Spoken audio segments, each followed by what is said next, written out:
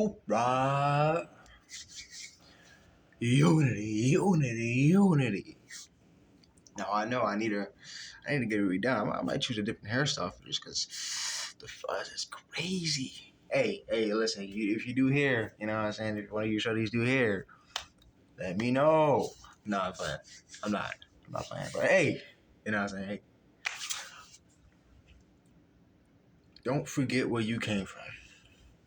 Now, what I mean by that is that when we evolve and we grow as people, we get to a particular point in life or a particular aspect or point in our evolution where we forget where we came from. And what I mean by that is that we have a hard time acknowledging and understanding that at some point we were afraid to talk to girls, or at some point we were afraid to do a backflip, or at some point we were afraid to make a certain move or have a certain action or live a certain way of life.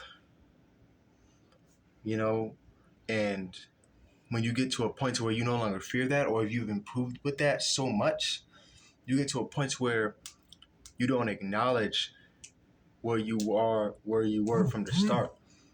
You don't acknowledge your beginning that much. And I said that to say this, like, you have to acknowledge that. You can't be egotistical about it. Okay, sure. One is a millionaire now. A person could be a millionaire now, but they shouldn't forget the fact that at some point they had nothing. They have to memorize and acknowledge and embrace the fact that they had nothing at some point, to be grateful for everything. In my opinion, that's how I see it. So I'm saying that to say this, like, don't forget where you came from. Yeah, you were extremely depressed at some point, and now you're extremely happy at this point. But just remember that you were at this point. Yeah, if you're wondering why my finger is so dirty, I was like doing art. I was drawing, and like, you know, the pencil lead gets on my fingers and everything. But the point I'm trying to make is that you can't keep forgetting, man. I had that point too. I got at that point too.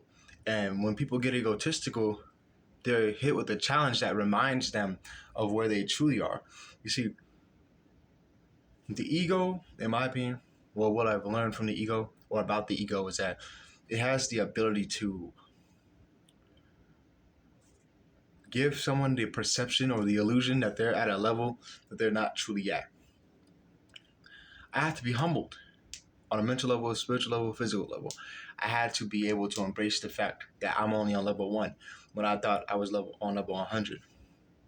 Because those who believe they're on level 1 are humbled or taught and told by those who are on level 50 that, nah, man, you're only on level 10.